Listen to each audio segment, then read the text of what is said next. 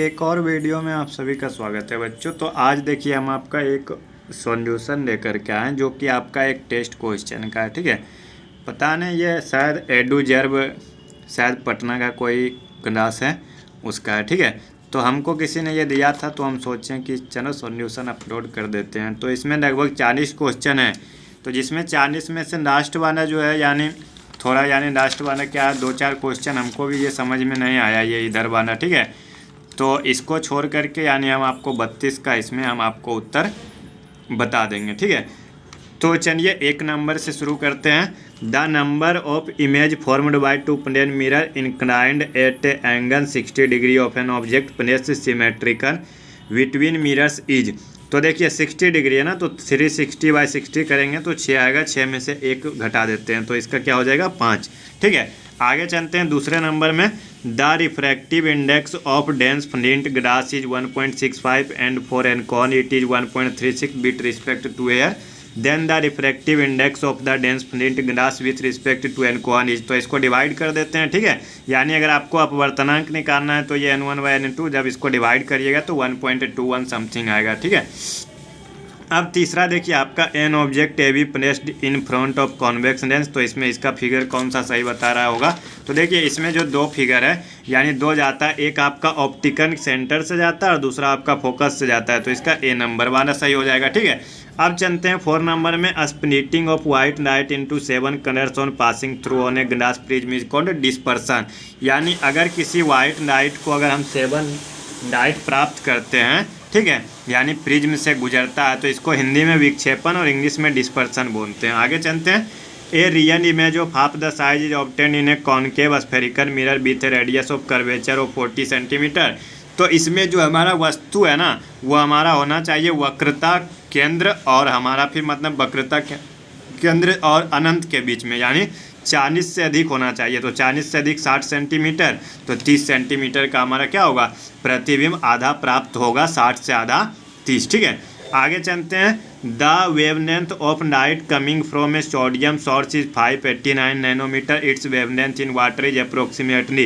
तो 4/3 है, जब इसको सॉल्व करिएगा ना तो 443 आ रहा है। ठीक है, लेकिन 443 यहाँ पर ऑप्शन नहीं है तो 442 नैनोमीटर हो जाएगा, यानी 6 का ऑप्शन नंबर ए।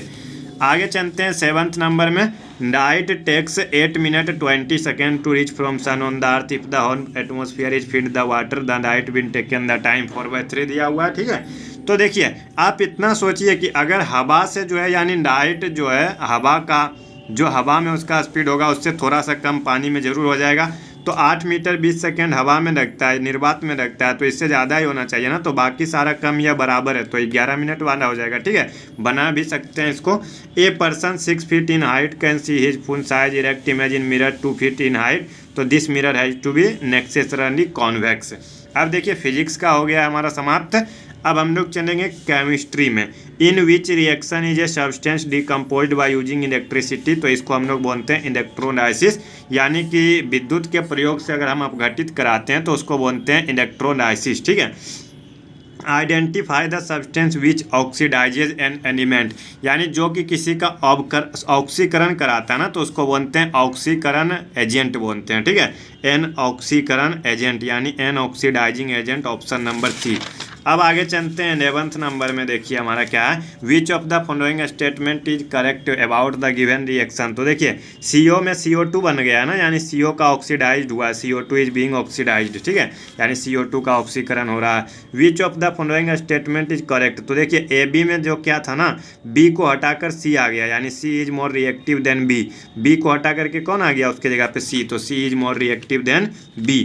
अब आगे चलते हैं। A milkman added a very small amount of baking soda to fresh milk, ताकि उसका किण्वन का दर घट जाए, यानी वो दही ना बन जाए, वो दूध ना जम जाए, इसलिए थोड़ा सा बेकिंग सोडा फ्रेश मिल्क में मिला देता है। ठीक है, a white compound produces a mixture of gases when heated the mixture turns moist.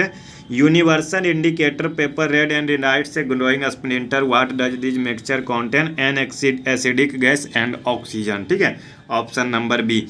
In an accident at a factory, some nitric acid was spilled. Which substance, when added in excess, would neutralize the acid without leaving traces of alkaline solution? तो ये आपका हो जाएगा एक्यूअस ammonia.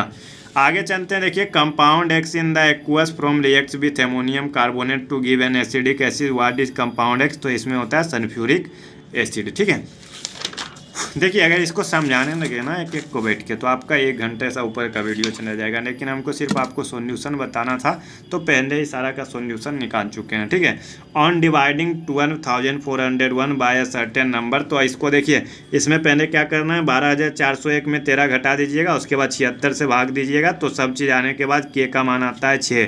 ठीक है, तो 6 का हो जाएगा 36, 6 का स्क्वायर 36। आपका इसमें 18 सॉल्व करिएगा तो इसमें 10 आएगा। 19 में देखिए जब इसको सॉल्व करिएगा ना तो इसका आएगा 41 इंटू 7 का स्क्वायर, 41 इंटू 7 का स्क्वायर यानी 41 प्लस 7 48। आगे चलते हैं A plus B plus C, तो इसको सॉल्व करिएगा A cube plus B cube plus C cube बटे ए बी सी, तो A plus B plus C into A square plus B square plus C square plus A B plus B C plus C है, तो आपको A plus B plus C का 0 मान दिया हुआ है तो 0 हो जाएगा। ठीक है, अब आगे चलते हैं 21 नंबर में, 2 points of height 6 metre and 11 metre stand vertically, तो देखिए इसको हम आपको थोड़ा सा एक फिगर बना के दिखाते हैं। ठीक है, थोड़ा सा 1 सेकेंड में हम आपको समझा देंगे। देखिए ये आपका एक 6 है, एक 11 है, इसको इधर से मिला देंगे तो ये 6 है, ये 6 बचेगा, ऊपर ये 5 बचेगा। देखिए ये आपका 12, ये 12 है तो ये 12 हो गया, ये 5, ये आपका हाइपोटेनियस है तो 12 और 5 का ये कितना हो जाएगा 13 मीटर। ठीक है, the value of tan 60 degree, तो इसमें सबका वैल्यू पुट करिएगा ना तो 1/√3 आएगा। इन द गिवन फिगर देखिए दिया हुआ है, तो इसमें देखिए ज़्यादा दिमाग नहीं लगाना है। ठीक है, ये AC दिया हुआ है कितना 5.6 दिया हुआ है ना, AC आपका कितना दिया हुआ है 5.6, तो अगर ये बीच वाला है तो बीच वाला जरूर छोटा होगा इससे, तो 5 से छोटा सिर्फ 2.1 ही है, बाकी बना भी सकते हैं आप इसको। ठीक है, थेल्स प्रमेय से। आगे चलते हैं, देखिए ये आपका 24 नंबर में जो है इन द गिवन फिगर, देखिए ये 40 है तो ये आपका हो जाएगा 70 और 70, तो ये बचा 35, तो ये 35 जब 70 हो गया तो ये आपका 110 बचा, तो 110 ये 70 हो जाएगा और फिर ये फिर से 110, तो ये हो जाएगा कितना सी number 110।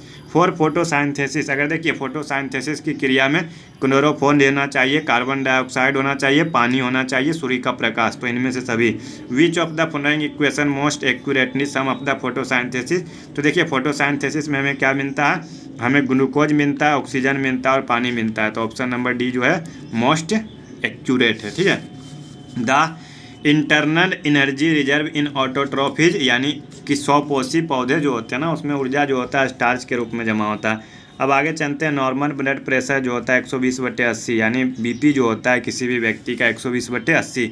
Which of the following is not a salivary gland, सब लिंगुअल है, सब मिक्सेंडरी भी है, पेरोटिड भी है, तो इसका हो जाएगा डेक्रीबन, ये भी ग्लैंड है लेकिन सैलिवरी ग्लैंड नहीं है। Movement of food through the movement of food through the oesophagus is due to, तो इसको बोलते हैं, हिंदी में बोला जाता है क्रमानुकुंचन और इंग्लिश में बोला जाता है पेरिस्टेलिसिस, यानी जब हम खाना खाते हैं ना तो जो हमारा खाना ऊपर से नीचे जाता है ना तो वहाँ का जो नली होता है वो जो होता है फैलता सिकुड़ता है जिससे भोजन हमारा नीचे पेट में जाता है, तो इस क्रिया को बोला जाता है क्रमानुकुंचन। ठीक है,